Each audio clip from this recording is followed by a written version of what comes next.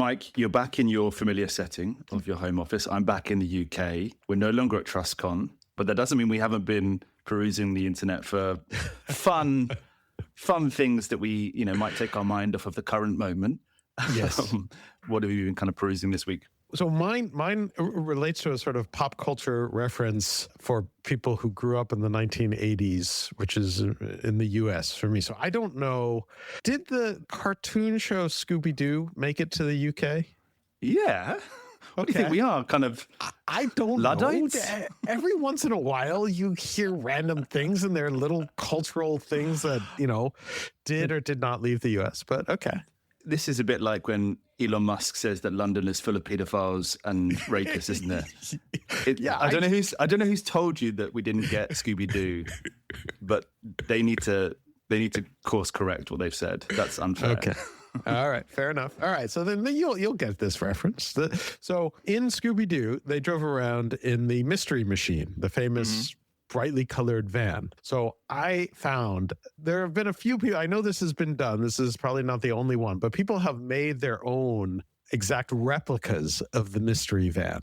And there is one that is currently for sale, based in Oregon. It is currently for sale has a bid of $7,000 as we speak.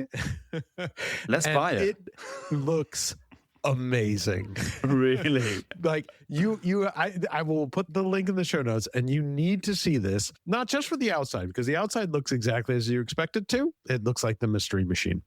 The inside, though, that is the story. Really? They have kitted out this thing. It has Scooby-Doo headrests. The entire interior of the van is in brightly colored plush stuff. And the back of the van looks like, my childhood dream of what the back of a van would look like. It's got a giant TV, video games. There's Scooby-Doo memorabilia everywhere. Oh, my God. It is astounding. Yeah. The Ctrl-Alt-Speech mobile. I think it may need to be. It even has customized license plates that say Zoinks. Oh, nice touch. Really nice touch. I don't know why we're still recording. You should be heading straight to Oregon. Okay. What fun thing did you find? Well, I'm going to ask you about something that I'm pretty sure hasn't made its way to the US, at least not yet. What do you know about cricket?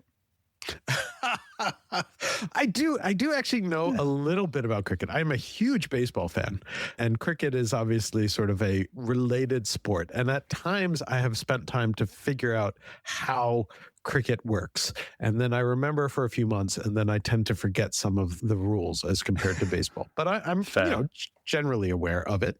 Okay. Well, there has been a cricket story this week that has broken out of the UK. It's gone global. There's been reporting about this story all over the world, and that's because it concerns a very local cricket team called Saltburn, an amateur club which has got into some hot water because it has been accused of cheating by, wait for it, clicking the fingers of one of the fielders to imitate the batter hitting the ball.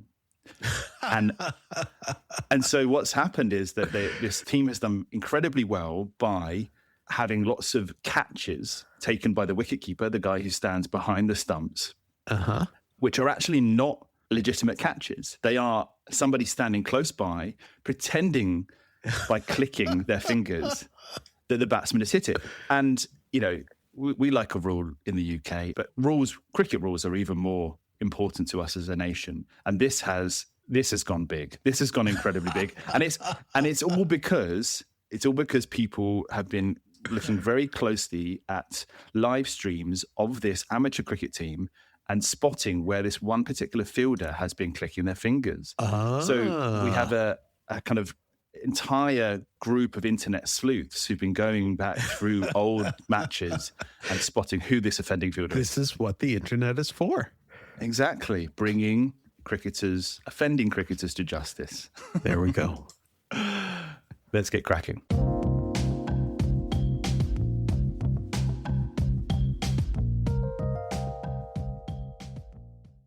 Hello and welcome to Ctrl-Alt-Speech, the podcast where we make sense of the major debates shaping online speech, Platform Power, Content Moderation, and the Future of the Internet.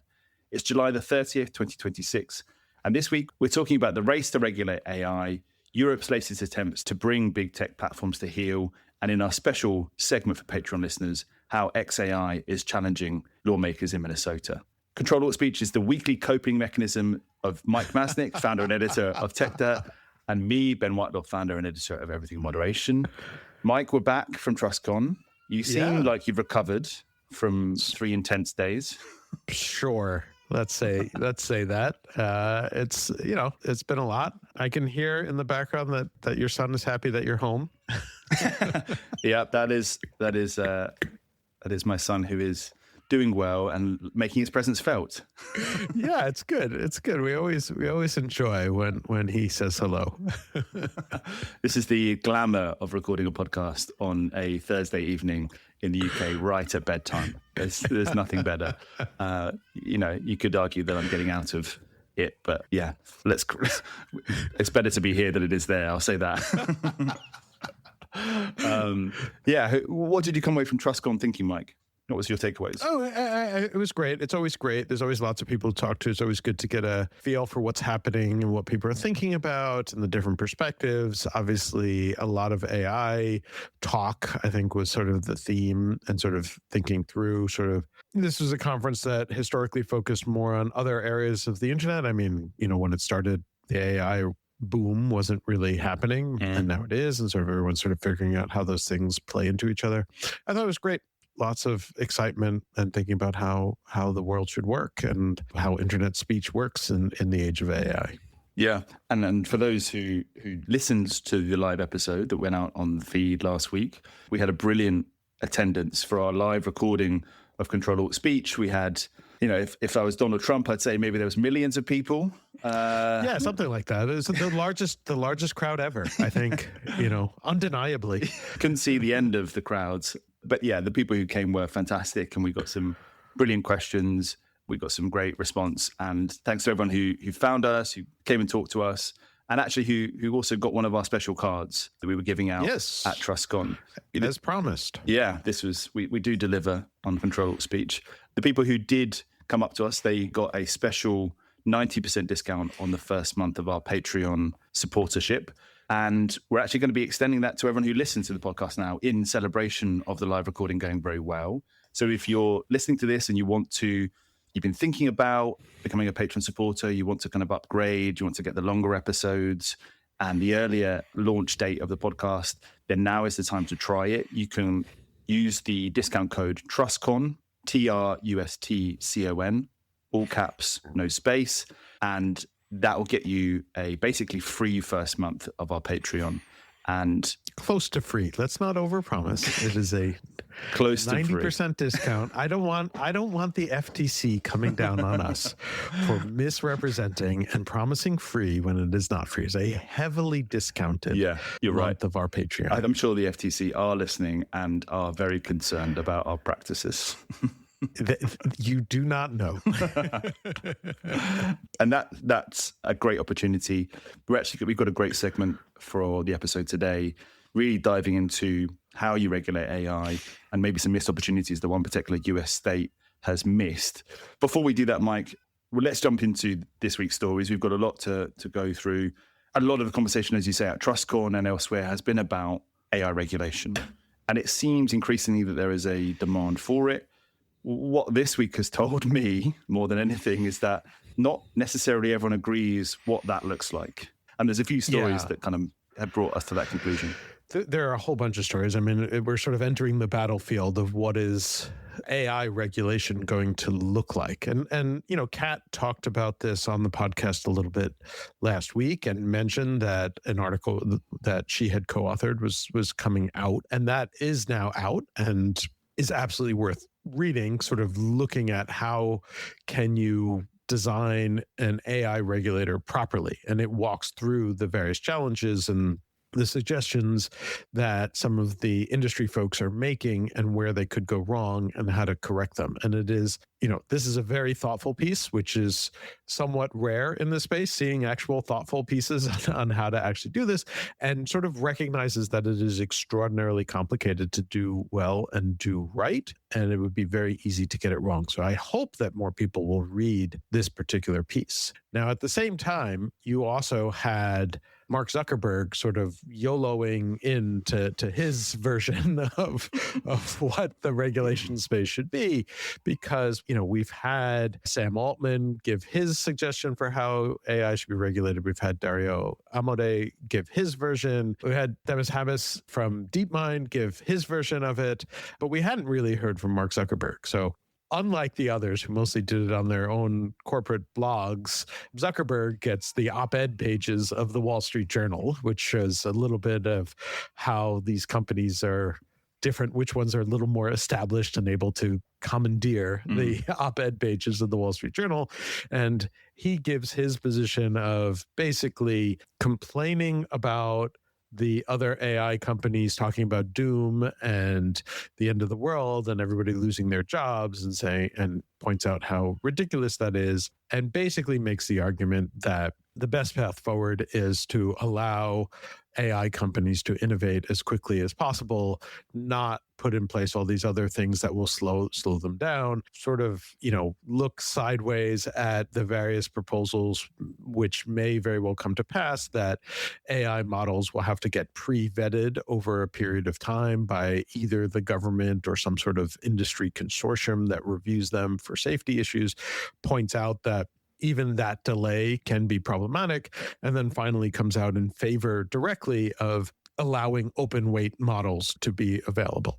And this was also sort of piggybacking on a separate story, which was that late last week, there was an open letter that came out, I think officially put together by NVIDIA, but signed on by most of the various AI companies.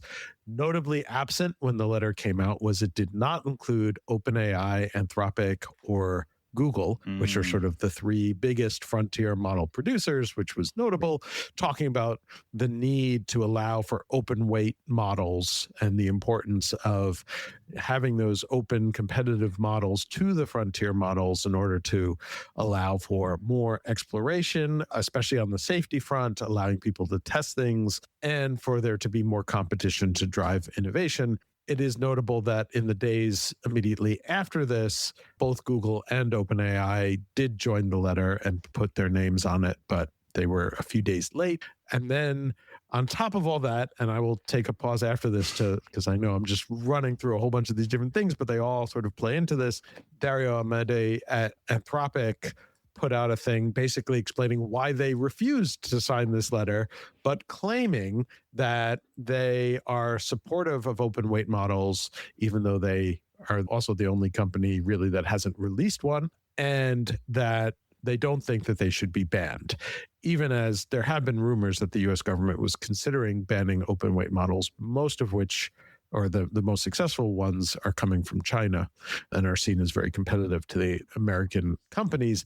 But rather, he suggests that there are other things that should be banned, and that includes distillation of the frontier models, which is a method by which many of the open weight models are being made, which is basically building a model, testing it against a frontier model, and adjusting it in the training process to make the results closer to that frontier model, and sort of a shortcut to making a model much better. And also he suggests banning sending chips to the highest end chips to China, because he's, as he presents it, at least he's very worried about how Chinese leadership in AI will develop. So there's a whole bunch of different pieces here of all of these companies sort of trying to jockey for position in how AI regulation should come about. Yeah. And there's a lot to get into there. I want to start with Zuckerberg, who, from the kind of way you described it, and from his Wall Street Journal op-ed, and he's also given an interview to the Financial Times talking about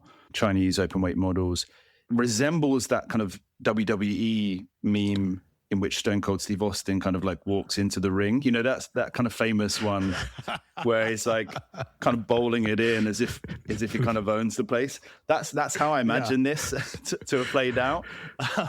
What do you make of him making this media push now? How do we think about his intervention relative to these other CEOs? Because as you mentioned, Meta is behind in terms of development of AI models relative to those companies.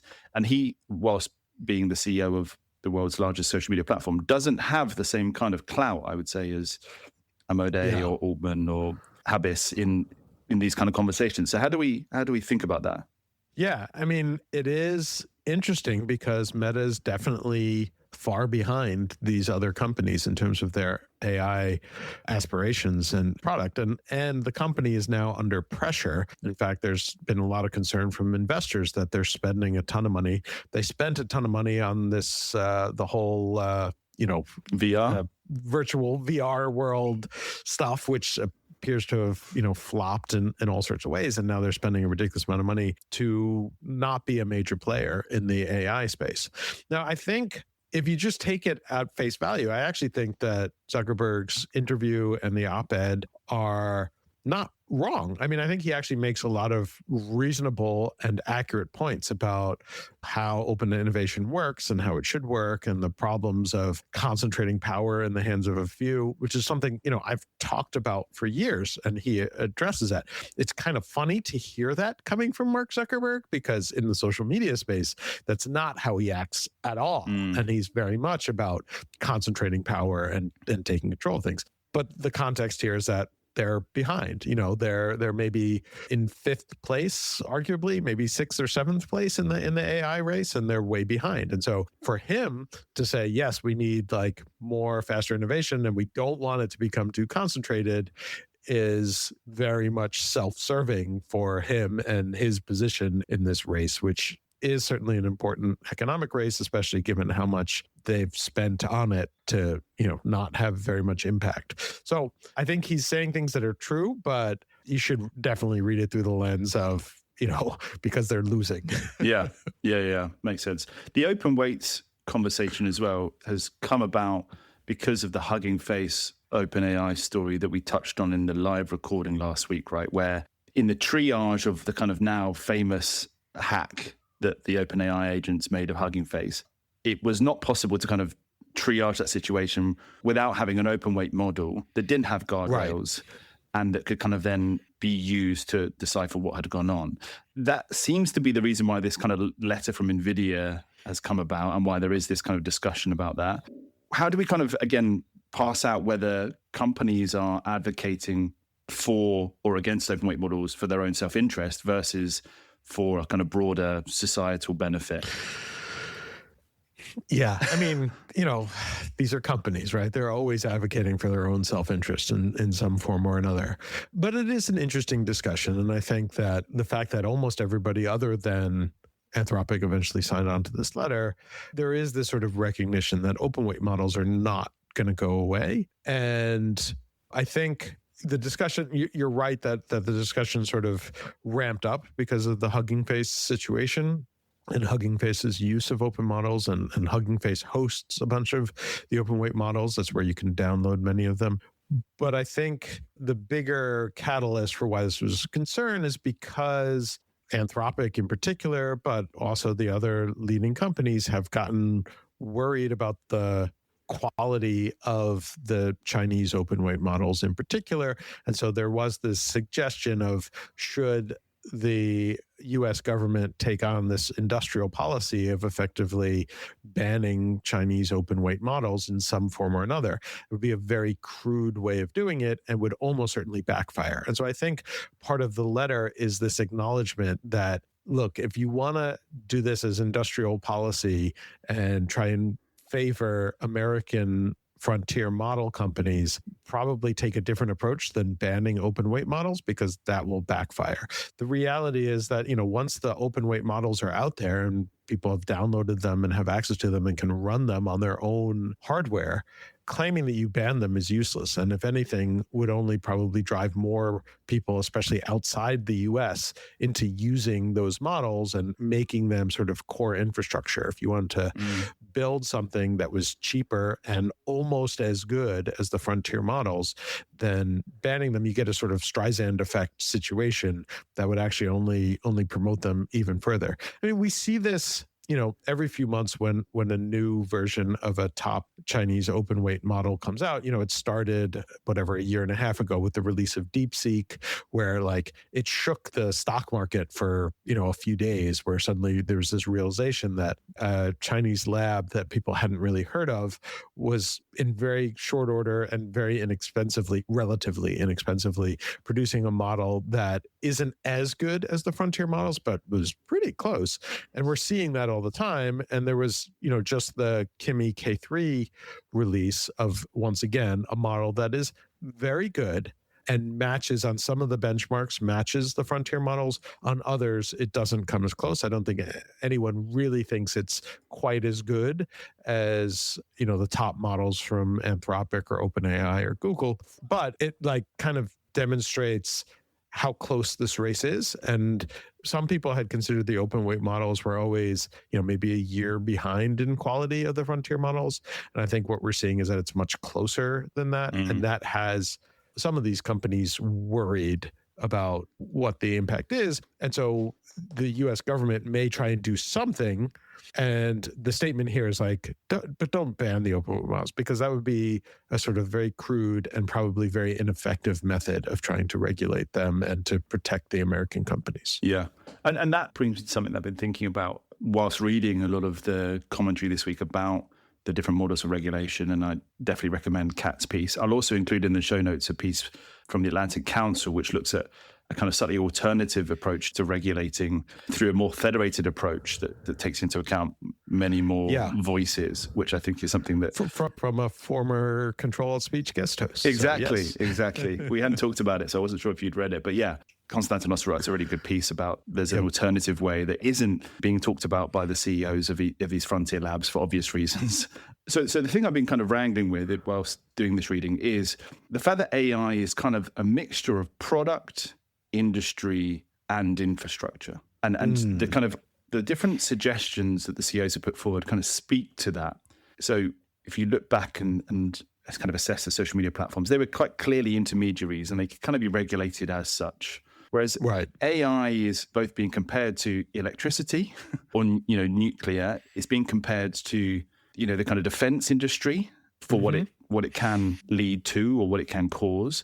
And it's also, as you mentioned, kind of being seen in a kind of very product-focused, quite kind of jurisdictional way where certain models can only be used in certain context. Is that why this is such a tricky conversation to have?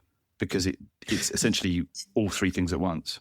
Yeah, I think that's definitely part of it. I think also people are still thinking about how to regulate or not regulate, or how they perhaps misregulated the social media part of the internet. That is like just sort of weighing on everybody's minds. And so the AI space is coming at it very differently. And because it's a very different type of product, and where the potential harms are different kinds of harms, right? The harms that people talk about regarding social media, there's like constant debate about it because they're sort of amorphous.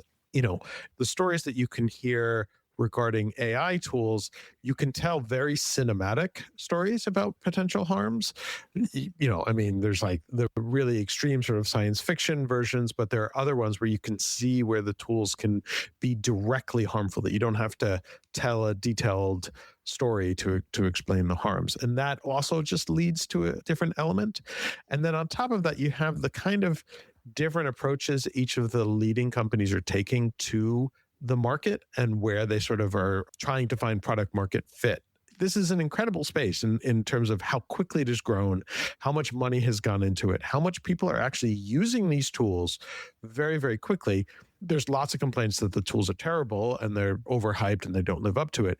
But that hasn't changed the fact that more people and more companies have adopted these tools way faster than almost every other new technology. And because of that, all the different companies are sort of trying to figure out where they slot in. And if you look at the different regulatory proposals, often you can sort of see why the story makes sense based on the sort of market niche that each of the companies thinks they're best at. And so it's really fascinating to see, but it is a very different story than the sort of social media questions and the questions about how to regulate that. And you also definitely there is one clear thing, which is that the AI space, unlike social media, doesn't have as clear a moat. It doesn't have as clear lock-in. Almost all of these tools, it's very easy to move between them, especially in the coding space, and even more so in the chat space. Now you can export your chats in some ways, and it's relatively straightforward to sort of move from one to the other, but there are, some complications. But in the coding space, like, everything is separate. Like, you can drop in all of your context and information and code are in separate standardized files stored on GitHub, and you can drop in any model that you want. There's no lock-in here. And that also just creates a very different scenario where the people within the companies recognize that they don't really have a moat. They can sort of keep trying to like build the better model, but then you just get these, like, every other week a company releases a model that's like X% better than the other models. It's hard to build a lasting, sustainable business when you're sort of constantly fighting that. So some of this too, I think, is self-serving in the sense of, like, if we can regulate in the right way, we can create some level of moat. And this is somewhat what Zuckerberg is pushing back against by saying, like, we don't want there to be just 3 or 4 giant companies who can do this. We want there to be more. But that's because he's not in the 3 or 4 giant companies right now. Yeah, it's kind of interoperability by accident in a way, isn't it? The other thing to note, and I think what must be keeping Zuckerberg a little bit awake at night, is the views of some of his team, the views of the kind of Meta team as well, because they were part of a letter that came out this week, which people can read at pacingthefrontier.com. And this is a letter that's been signed by almost 1,300 employees of frontier AI companies. And it's a fairly remarkable letter because it calls for the US government to kind of intervene in creating what it calls technical and governance tools to slow down the pace of development of AI. And so in this letter, you've got the chief scientist of Meta AI, you've got the VP of AI research of Meta, you've got a lot of Meta folks who are calling publicly for something that is completely different to what Zuckerberg and his Wall Street Journal op-ed has outlined, which again must make for a really interesting internal conversation. I'll say that.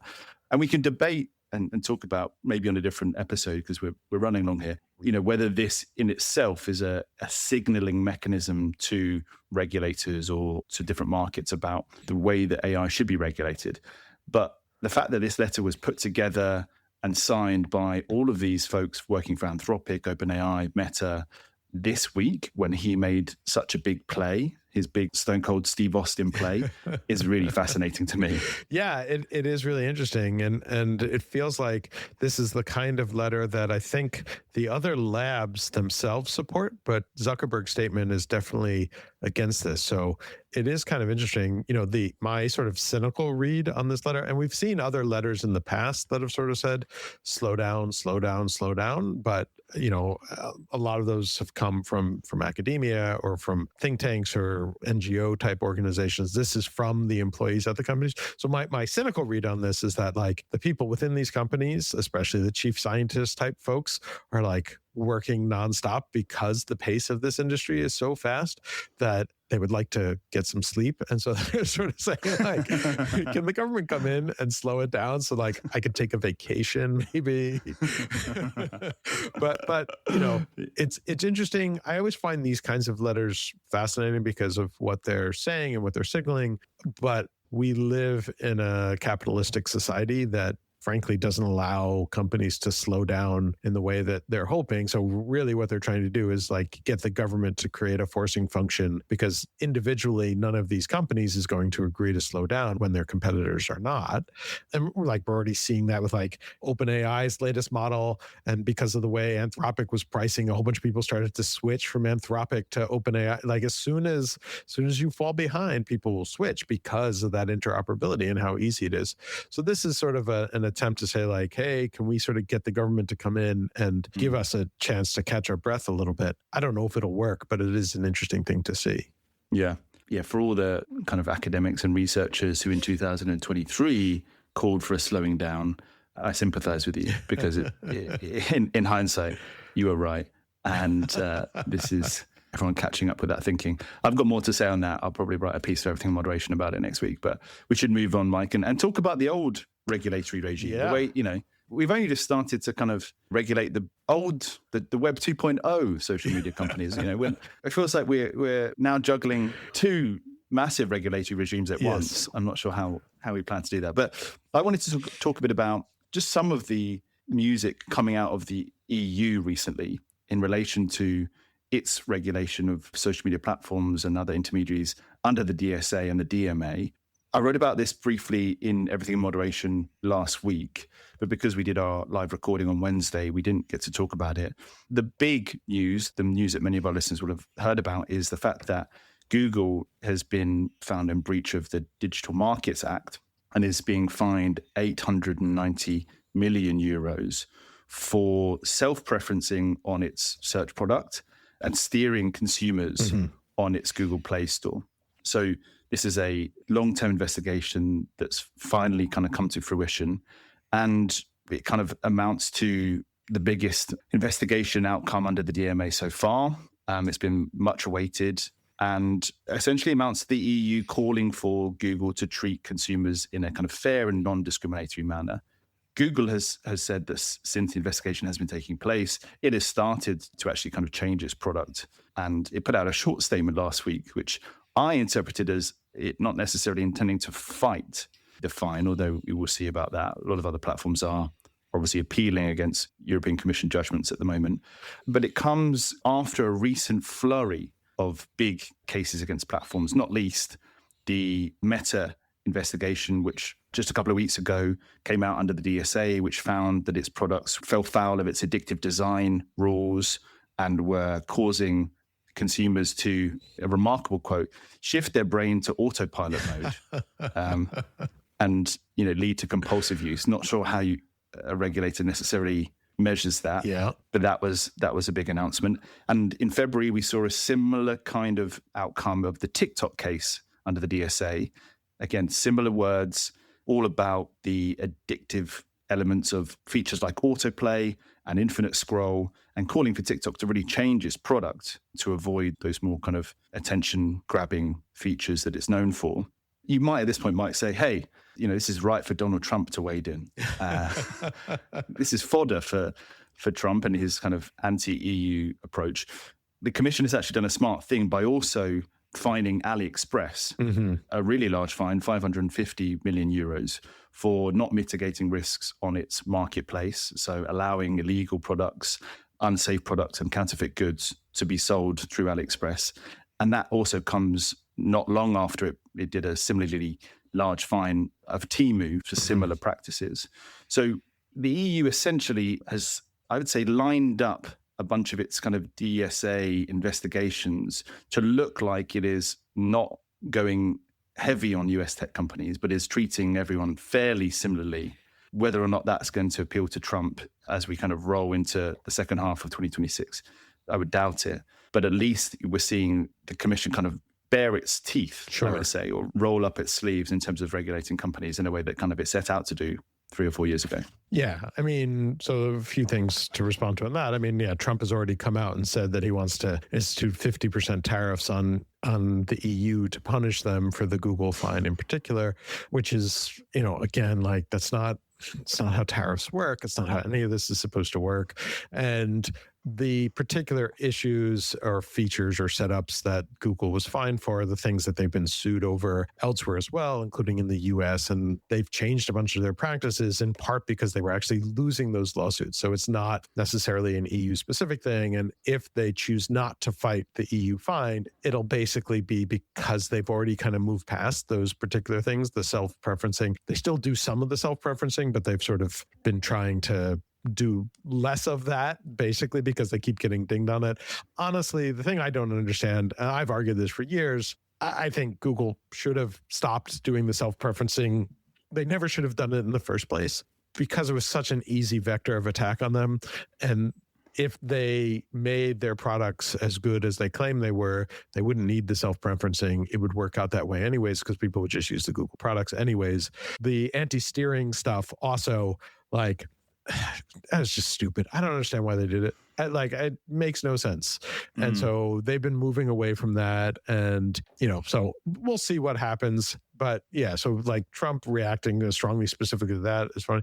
Now, the other point, though, is they're going after Chinese companies. They're going after American companies. Notice they're not going after European companies because there aren't any big successful European internet companies, right? So oh, here we go. So, I mean, there is that argument as well. It's you haven't been able to create your own company. So that's, slightly cynical take, but I'll just mention that in passing. Well, just tell Donald that. Tell him it's not personal. Yeah. You build it, people are going to come and try and take you down. Yeah, that's how it works. Yeah, I guess so. I think we see that actually in the story we've talked about already with AI regulation. It's where's the big EU AI companies as well, right? You have Mistral, but notice how they're not a big part of this conversation either. So no. Don't worry, the AI Act is coming. Yeah, we'll see how that works. He says. But yeah, I think there's a bunch of interesting announcements by the Commission recently that I would say deliver on the promise of early this year that it's going into full enforcement mode. And we're really starting to see that. And we as you say, we're seeing the consequences from across the Atlantic as well, which is, I think, important to note. That replaces our eye-catching round, Mike. We'll go back next week to kind of rounding up a few of the other smaller stories in a way that is less focused on regulation. We're going to go now to our Patreon segment. And we talked a bit about regulating online harms and how that's difficult. We talked about regulating AI and how that's difficult. Weirdly, the state of Minnesota had a bit of a roadmap for at least regulating AI. And we're going to talk about how it let that opportunity slip in the Patreon segment. Obviously, this is a great chance for listeners to use their special TrustCon discount code, but give them a kind of flavor of what we're going to be talking about. Yeah, so there is a big story this week that you may have seen regarding Minnesota's law against Nudify apps and Elon Musk and XAI, which is now SpaceX, suing over it. And I think most of the reporting has been fairly inaccurate and missing the point, because I think there is a larger story that Minnesota had a very clear legal roadmap for how they could regulate these types of apps, and they chose to ignore it. And I think that's going to cost the state of Minnesota in court badly. But there is an interesting discussion to be had about what would have happened if they had actually followed the accurate roadmap that a court had given them a few years ago. And so that's what we're going to go into in the Patreon episode. And hopefully, as we said, you can now use that discount code and check it out and listen to what we have to say. Super. Let's go. That's the end of this week's free edition of Ctrl-Alt-Speech. To hear the extended episode with additional coverage, become a Patreon supporter at patreon.com/Ctrl-Alt-Speech. That's CTRL-Alt-Speech. If your organization is interested in sponsoring the podcast, contact us via our website at Ctrl-Alt-Speech.com. Thanks for listening.